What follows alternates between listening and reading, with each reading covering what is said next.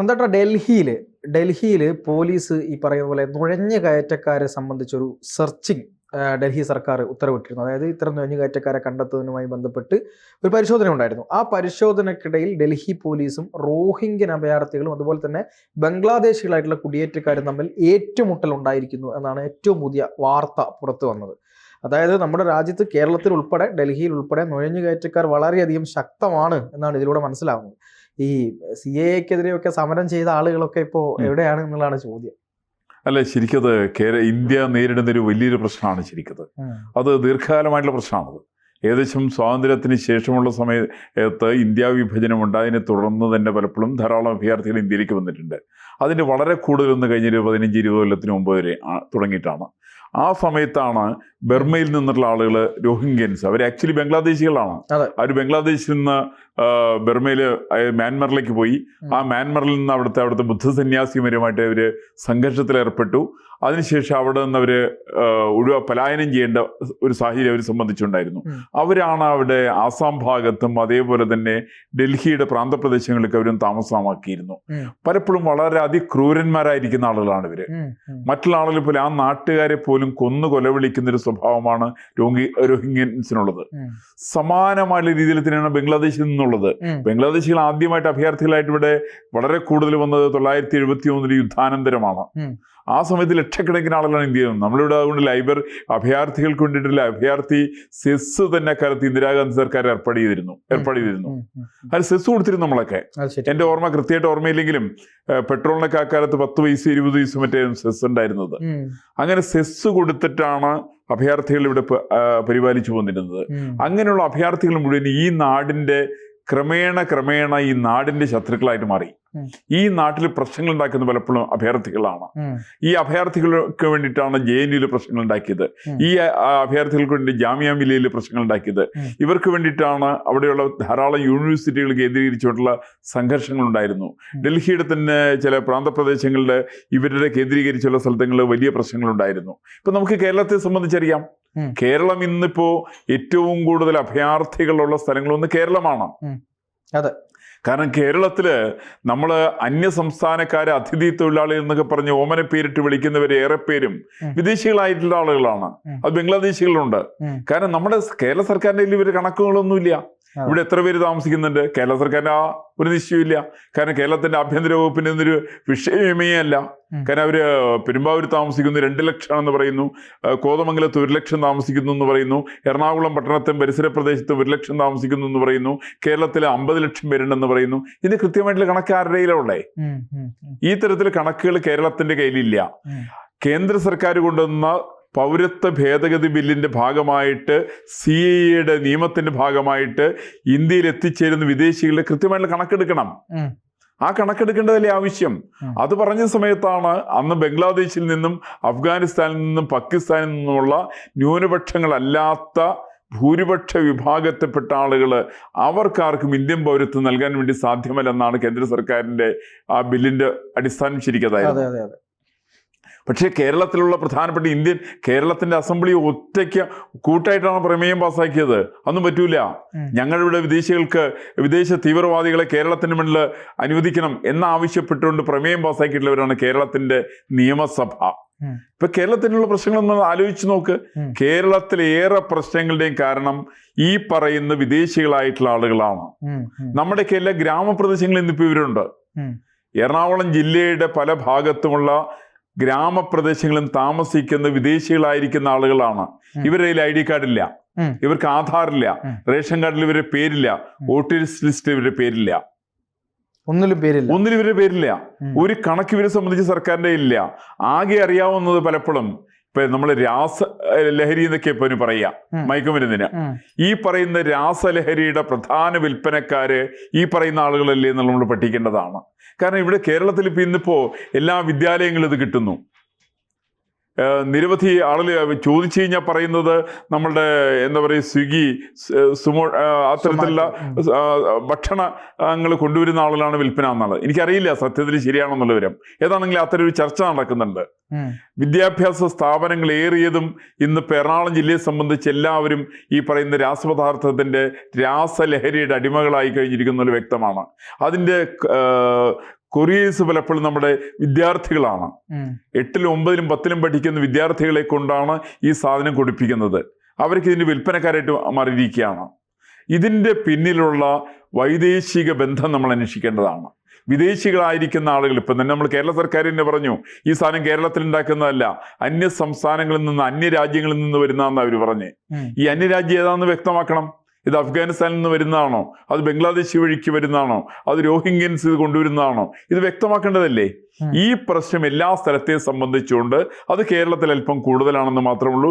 ഡൽഹിയിൽ ഇതൊരു വലിയ വിഷയമാണ്. കാരണം ഡൽഹി ഇന്ത്യയുടെ തലസ്ഥാനമാണ്. ആ തലസ്ഥാനമായിരിക്കുന്ന ഡൽഹിയിൽ ഈ തരത്തിൽപ്പെട്ട വിദേശികളായി, ബംഗ്ലാദേശ് കോളനി ഉണ്ട് അവിടെ, ഡൽഹിയിലുണ്ട്. ബംഗ്ലാദേശിൽ മാത്രം അധിവസിക്കുന്ന കോളനി. ഈ കോളനിയിൽ അവരാണ് തീരുമാനിക്കേണ്ടത്. എല്ലാ കാര്യങ്ങളും അവർ തീരുമാനിക്കുന്നു. ഇത് അംഗീകരിക്കാൻ സാധിക്കുമോ ഇന്ത്യയില്? ഇത് തന്നെയാണല്ലോ ട്രംപ് പറയുന്നത്. തന്നെയാണ് അനധികൃതമായിട്ട് അമേരിക്കയിൽ കുടിയേറി പാർത്തിരിക്കുന്ന ആളുകളെ പറഞ്ഞയക്കുന്ന പണിയാണ് ട്രംപ് ചെയ്തുകൊണ്ടിരിക്കുന്നത്. ഇപ്പൊ ഫ്രാൻസ് തുടങ്ങാൻ വേണ്ടി പോകണു. മാലിദ്വീപ് ഓൾറെഡി സ്റ്റാർട്ട് ചെയ്ത് കഴിഞ്ഞിരിക്കുന്നു. എല്ലാ വിദേശ രാജ്യങ്ങളും ആ രാജ്യത്തെ സ്നേഹിക്കുന്ന ആളുകളെ സംബന്ധിച്ച് ഇത്തരം വിദേശികളായിരിക്കുന്ന ആളുകളെ വച്ചു പൊറിപ്പിക്കാൻ സാധ്യമല്ല. ഇവരിലേറെ പേരും സ്വന്തം നാട്ടിലെ ക്രിമിനലുകളാണ്. അവിടെ പോയിട്ട് മ്യാൻമറിൽ ക്രിമിനൽ കുറ്റങ്ങൾ ഏർപ്പെടുത്തുന്ന ആളുകൾ, അവിടുത്തെ ബുദ്ധ സന്യാസിമാരെ വധിക്കുന്ന ആളുകൾ, അവരെ ആക്രമിക്കുന്ന ആളുകൾ, ബംഗ്ലാദേശിലെ ക്രിമിനൽ കുറ്റങ്ങൾ ചെയ്യുന്ന ആളുകൾ, ഈ ചെയ്യുന്ന ആളുകളൊക്കെ ഇന്ത്യയിലേക്ക് കടന്നു വന്ന് ഇവിടെ സാധാരണ തൊഴിലെടുത്ത് ആ ക്രിമിനൽ കുറ്റങ്ങളിലൊന്നും കേസിൽ പെടാതെ കണ്ട് ഇന്ത്യയിൽ വന്ന് ജീവിക്കുന്നു എന്നുള്ളതാണ് പ്രശ്നം. കേരളത്തിൽ കണക്കൊന്ന് സത്യസന്ധമായിട്ട് എടുക്കട്ടെ. ഈ പറയുന്ന വിദേശികളായിരിക്കുന്ന ബംഗ്ലാദേശികളായിരിക്കുന്ന ആളുകൾ ഏറെ പേരും സ്വന്തം നാട്ടിൽ ക്രിമിനൽ കേസിൽ പെട്ടുള്ളവരാണ്. ഇവരോട് ചോദിച്ചാൽ എന്താ പറയാ? എൻ്റെ വീട് മുസാഫർപൂരിലാന്ന് പറയും. എന്താ മുസാഫർപൂരിന്റെ പ്രത്യേകത എന്താ? ഏറ്റവും കൂടുതൽ ബംഗ്ലാദേശികൾ താമസിക്കുന്ന സ്ഥലം ബംഗാളിലെ മുസാഫർപൂറാണ്. അവിടെയുള്ള ക്രിമിനൽസ് ആണ് താമസിക്കുന്നത്. ഈ ബംഗ്ലാദേശികളായിരിക്കുന്ന ക്രിമിനൽസ് ഒരു രേഖയുമില്ലാതെ കണ്ട് കേരളത്തിലേക്ക് കടന്നു വന്ന് താമസിച്ച് വലിയ ഇവിടെയെല്ലാം ജോലി തരപ്പെടുത്തി. നമ്മുടെ സാധാരണ ഒരു കാലത്ത് കേരളത്തിലെ സാധാരണ തൊഴിൽ ചെയ്യുന്ന തൊഴിലാളിക്കൊന്നും തൊഴിലില്ല. കാരണം അവർ തൊഴിൽ മുഴുവൻ ഇവരാണ് ചെയ്യുന്നത്. അതെ, എല്ലാ മേഖലയിലും. അത് നിർമ്മാണ മേഖലയിലായാലും കൊള്ളാം, സാധാരണ തൊഴിലായാലും കൊള്ളാം, കച്ചവട സ്ഥാപനം, ഹോട്ടലിലെ ജീവനക്കാർ വരെ ഇവരാണ്. തീർച്ചയായും. അതെ. അപ്പോൾ അതുകൊണ്ടാണ് നമ്മൾ ഈ ചില സ്ഥലത്തേക്ക് ബോർഡുകളൊക്കെ എഴുതി വെച്ചിട്ടുണ്ട്. ഈ ബോർഡുകളൊക്കെ ഇവരുടെ ഭക്ഷണമാണ്, കുഴിമന്തി എന്ന് പറഞ്ഞ് എഴുതി വെക്കുന്നത്. ഇത് പിന്നെ വേറെ ചില സാധനങ്ങളുടെ പേരുകളൊക്കെ എഴുതി വെക്കുന്നുണ്ട്. ഇതൊക്കെ എല്ലാവരും വാങ്ങിച്ച് കഴിക്കാനുള്ള കാരണം ഇതിൻ്റെ പിന്നിലുള്ള വൈദേശിക ബന്ധമാണ് വലിയ പ്രശ്നം. ആ വിദേശ ശക്തികൾ ഇവരിവിടെ താമസിക്കുന്ന ആളുകൾക്ക് ഒരു രേഖയുമില്ലാത്തൊരു സംവിധാനം. ഇത് ഡൽഹി സർക്കാർ പറയുന്നതും പുതിയ കേന്ദ്ര സർക്കാരിൻ്റെ സമീപനം ഇക്കാര്യത്തിൽ ഒരു കാരണവശാലും ഇത്തരം കുറ്റവാളികളെ ഇന്ത്യയിൽ താമസിക്കാനായിട്ട് അനുവദിക്കില്ല. അത് പക്ഷെ കേരളത്തിലെ സർക്കാരിന് ഒരു പ്രത്യേക നയമുണ്ട്. ഈ അതിഥി തൊഴിലാളി എന്ന് പറഞ്ഞൊരു പദം ചാർത്തി കൊടുത്തിട്ട് ഇവർക്ക് ഫ്ലാറ്റുകൾ ഉണ്ടാക്കി കൊടുക്കാനുള്ള ഒരു തീരുമാനം എടുത്തു. ഫ്ലാറ്റുകൾ ഉണ്ടാക്കി വെച്ചിട്ടുണ്ട്. അപ്പോൾ ഇവരെ എല്ലാ തരത്തിലും സംരക്ഷിക്കുകയാണ്. അത് നമ്മുടെ രാജ്യത്തുള്ള യഥാർത്ഥ നമ്മുടെ പൗരന്മാരാണെങ്കിൽ പ്രശ്നമല്ല. പക്ഷേ ഈ ബംഗാളികൾ എന്ന പേരിൽ പുറത്തേക്ക് വരുന്നത് ബംഗ്ലാദേശുകാരാണ്. ഇന്ന് സുരേഷ് ഗോപി ഇന്നലെ ഒരു കാര്യം പറഞ്ഞിട്ടുണ്ട്, ഈ ബംഗാളികളെല്ലാം ഇവിടെ നിന്ന് അടിച്ചു ഓടിക്കണം. അപ്പോൾ അദ്ദേഹത്തിനെതിരെ വളരെ വിമർശനമായിരുന്നു.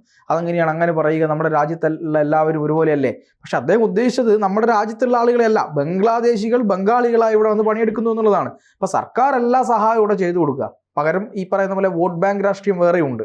ഇവരെ കൊണ്ട് വോട്ട് ചെയ്യിക്കാനുള്ള പണിയും എടുക്കുന്നുണ്ട്. ഇതിന്റെ പ്രധാന ഉപജ്ഞാതാവ് പഴയകാലത്ത് ജ്യോതി ബാസുവാണ്. ബംഗ്ലാദേശിൽ നിന്നുള്ള ആളുകളെ മുഴുവൻ കുടിയേറ്റക്കാരായിട്ടുള്ള ആളുകളെ മുസാഫർപൂരിലും കൽക്കട്ടയുടെ പ്രാന്തപ്രദേശങ്ങളിലേക്ക് താമസിപ്പിച്ച ആൾ ജ്യോതി ബാസുവാണ്. ഈ ജ്യോതി ബാസു എങ്ങനെയാണ് 35 കൊല്ലക്കാലം ഭരിച്ചത്? അയാൾ നടത്തിയിട്ടുള്ള ഭരണം എന്തായിരുന്നു? അയാളുടെ ഭരണത്തില് ഏറ്റവും കൂടുതൽ ബംഗാളികൾ കഷ്ടപ്പെട്ടത് ജ്യോതി ബാസുവിന്റെ ഭരണകാലത്താണ്. ആ സമയത്ത് ബംഗ്ലാദേശികളാണ് അയാൾ താമസിപ്പിച്ചത്. അവർക്ക് റേഷൻ കാർഡ് കൊടുത്ത് ജ്യോതി ബാസുവും പിന്നെ പിൽക്കാലത്ത് ബുദ്ധദേവ് ഭട്ടാചാര്യയാണ്.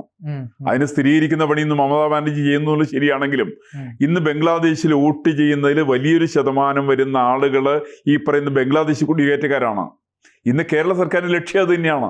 കേരളത്തിൽ ഇടതുപക്ഷത്തിന്റെ ശ്രമവും വലതുപക്ഷത്തിന്റെ ശ്രമവും രണ്ടുപേരുടെ ശ്രമവും ഈ ബംഗ്ലാദേശികളും രോഹിംഗ്യൻസുമായിരിക്കുന്ന വിദേശികളായിരിക്കുന്ന തീവ്രവാദികളായിരിക്കുന്ന കുറ്റവാളികളായിരിക്കുന്ന ആളുകളെ നമ്മുടെ പ്രദേശത്ത് താമസിപ്പിച്ച് അവർക്ക് റേഷൻ കാർഡ് കൊടുത്ത് അവരെ അതിഥി തൊഴിലാളികളാക്കി അവരെ വോട്ടേഴ്സ് ലിസ്റ്റ് പേര് ചേർത്ത് ഹിന്ദു വിരുദ്ധത അവരിലേക്ക് അടിച്ചേൽപ്പിച്ച് അവരുടെ വോട്ട് തട്ടിയെടുക്കുക എന്നുള്ള പരിശ്രമമാണ്. അതുകൊണ്ടാണല്ലോ കേരളത്തിൻ്റെ നിയമസഭയിൽ രണ്ടുപേരും ചേർന്ന് ഈ ചക്കളത്തി പോരാട്ടം നടത്തുന്ന അതേ സ്ഥലത്തിരുന്നുകൊണ്ട് അവർ വോട്ട് ചെയ്ത് ജയിപ്പിച്ചുകൊണ്ട് അവർ ഈ പ്രമേയം പാസ്സാക്കാനുള്ള കാരണം എന്താ? രണ്ടുപേരും ലക്ഷ്യതാണ്. കേരളത്തിലെ മുസ്ലിങ്ങൾക്ക് ഇവർ തിരിച്ചറിയാം, സാധാരണക്കാരായിരിക്കുന്ന കഷ്ടപ്പെടുന്ന മുസ്ലിം ഇവർ തിരിച്ചറിയാം. പക്ഷെ ഇവർ ശ്രമിക്കുന്നത് സാധാരണക്കാരായിട്ടുള്ള മുസ്ലിമുകൾ കിട്ടിയിട്ടില്ലെങ്കിൽ കുഴപ്പമില്ല, വിദേശികളായിരിക്കുന്ന ആളുകൾ ഞങ്ങൾക്ക് വോട്ട് ചെയ്യും. അങ്ങനെയാണ് ഇയാളെ ജ്യോതിബാസു ചെയ്ത പരിപാടി അതാണ്. അതുകൊണ്ടാണ് ജ്യോതിബാസുവിന്റെ കാലം കഴിഞ്ഞപ്പോൾ ബുദ്ധദേവ് ഭട്ടാചാര്യക്ക് 5 കൊല്ലക്കാലം തികച്ചു ഭരിക്കാൻ സാധ്യതയില്ല. അതിനുശേഷം കമ്മ്യൂണിസ്റ്റ് പാർട്ടി ഇല്ലാണ്ടായി എന്ന് മാത്രമല്ല, ഇന്നവിടെ വട്ടപൂജ്യമാണ് അസംബ്ലിയിൽ. ഉപ്പ് വെച്ച കലം പോലെയാണ്. അങ്ങനെ ആക്കിയതിന് പ്രധാനപ്പെട്ട ആൾ ജ്യോതിബാസു എന്ന് പറയുന്ന മനുഷ്യനാണ്. ഇന്ത്യ കണ്ടിട്ടുള്ള ഏറ്റവും വൃത്തികെട്ട മുഖ്യമന്ത്രി, ഒരു നാടിനെ ഇപ്പോൾ കുട്ടിച്ചോറാക്കിയിട്ടുള്ള മുഖ്യമന്ത്രി, അതാണ് ജ്യോതിബാസു. സമാനമായിട്ടുള്ള പ്രവർത്തനയാണ് ഇപ്പോൾ പിണറായി വിജയൻ എടുത്തുകൊണ്ടിരിക്കുന്നത്. അയക്ക് ഇതിനകത്ത് പ്രശ്നമില്ല, കോൺഗ്രസ്സുകാർക്ക് ഇക്കാര്യത്തിൽ പ്രശ്നമില്ല. ഈ രണ്ടുപേരും ചെയ്തുകൊണ്ടിരിക്കുന്നത് ഇന്ത്യയെ നശിപ്പിക്കുന്ന പ്രവർത്തനമാണ്. ഈ നശിപ്പിക്കുന്ന പ്രവർത്തനം ഒരിക്കലും ഇന്ത്യ ഗവൺമെന്റ് അംഗീകരിക്കില്ല. ഇവിടെ ശക്തമായ ദേശീയ സർക്കാരുണ്ട്. നിങ്ങൾ എന്ത് വേണമെങ്കിലും വിളിച്ചോ, ഫാസിസ്റ്റ് എന്ന് വിളിച്ചോ, ഒരു വിരോധമില്ല. ഇന്ത്യയെ എതിർക്കുന്ന ആളുകൾക്ക്, വിദേശികൾക്ക്, തീവ്രവാദികൾക്ക് വളക്കൂറുള്ള മണ്ണായിട്ട് ഇന്ത്യയെ വളരാൻ വേണ്ടിയിട്ട് ഒരു കാരണവശാലും ഇന്ത്യ സർക്കാർ അനുവദിക്കില്ല. അതിൻ്റെ ഉത്തമമായിട്ടുള്ള ദൃഷ്ടാന്തമാണ് നമ്മളിന്നിപ്പോൾ ഡൽഹിയിൽ കാണുന്നത്. കേരള സർക്കാർ സമ്മതിച്ചാലും ഇല്ലെങ്കിലും നാളെ കേരള സർക്കാരിനും ഇത് തന്നെ ഇവിടെ അനുവർത്തിക്കേണ്ടി വരും എന്നുള്ള കാര്യത്തിൽ എനിക്ക് യാതൊരു സംശയമില്ല. തീർച്ചയായിട്ടും.